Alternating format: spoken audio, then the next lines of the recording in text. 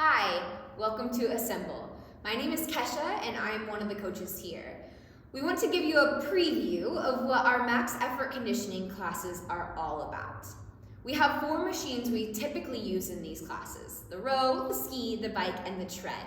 You can look below at the videos for how to operate those and tips for efficiency, but what we're going to cover in this video is why this class is so important and how it operates.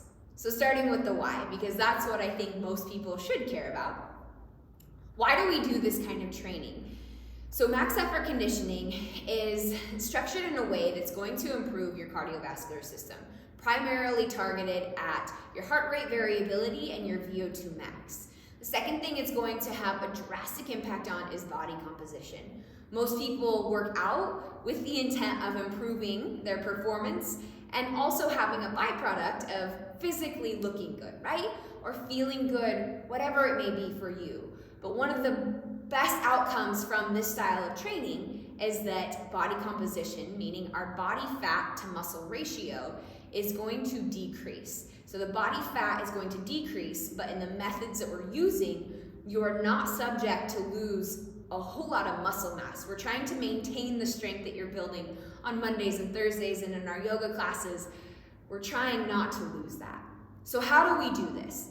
Well, our max effort classes are structured in a team format.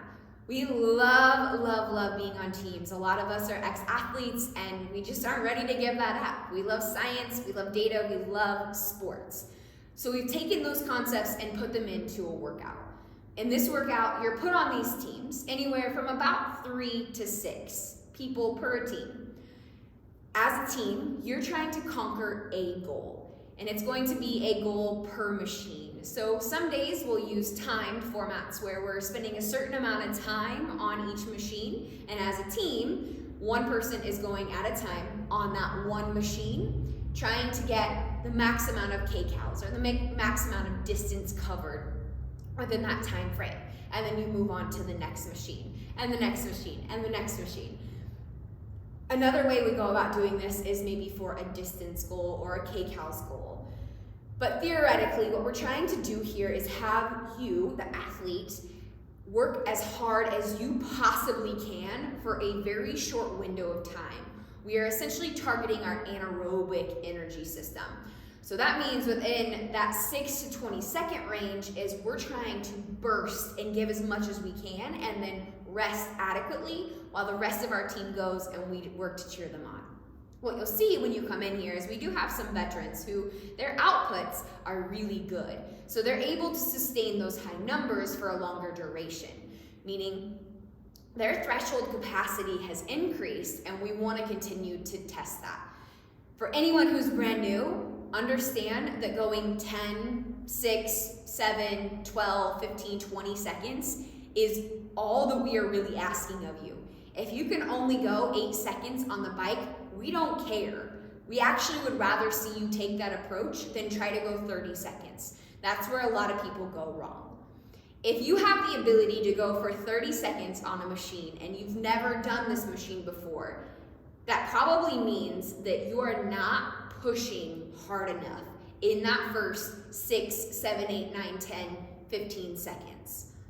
If you've done this before and you're still pushing to that 30-second mark, but your wattage on the bike is around maybe 300, 400, again, same thing. You're not pushing hard enough.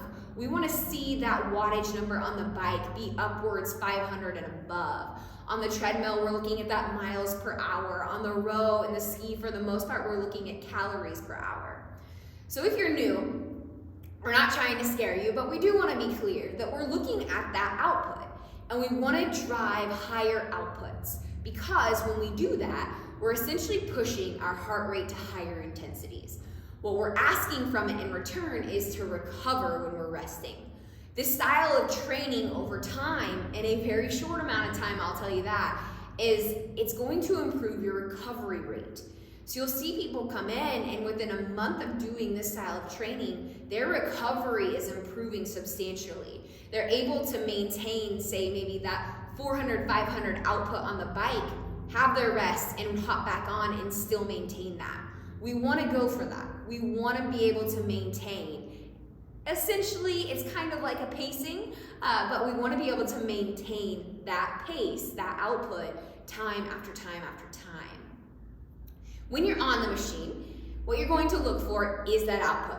You're going to work as hard as you can, right? We're going to tell you where to look. So again, I'm going to refer to the bike most frequently right now in this video. On the bike, we're going to look at the center of the screen, and it's going to say watts. For those watts, we're going to see how high that number is when you are working your hardest, going as hard as you can for 5 to 10 seconds. When you see that number, what we want to watch is, okay, as we're pushing really, really hard and we start to get tired and fatigued, and that number starts to drop down, can we push it back up? That's where we're pushing ourselves individually. If that number within a couple seconds will not rise back up to where you had it, that's a really good cue for you to hop off the machine and let your partner take over. That is, in a nutshell, what our max effort conditioning classes are. They are quick, they are very high intense, and they are so much fun. So much fun that you almost forget you're working out. Highly encourage that you have plenty of fuel in your tank. That means good hydration, good nutrition in your system the day before, the 2 days before, right? What we're trying to do here at Assemble is encourage people and start helping people learn how to eat better. And when you're doing these kinds of workouts, you can't be undereating. If you undereat and you come into this workout not having enough nutrition in your body or hydration, it's going to show up quickly and you're not going to feel good. As long as you get good hydration, good nutrition, and you follow our recommendation of not trying to go over that 15-second, 20-second window, you will be just fine. We are here to make sure that your workouts are safe, efficient, effective, and sustainable. So if you walk in here and we were asking you to do 30 seconds of a machine at high intensity, you wouldn't last, nor would most of us. So don't take it personally when we're like, hey, you're fine, nice job, get up, keep moving. That way, you are staying healthy. It's really, really common for people to come in the beginning of the workout, they're like, oh yeah, I feel good, I can work harder, I can go for 30 seconds. Do not. Take their word for it, do not. It's a long workout. It's not the longest marathon you've ever done, but it is still a long workout. It's lots of repetitions of getting in that high intensity push. So that's all. If you have any questions, feel free to reach out, but otherwise we look forward to seeing you here in our max effort classes.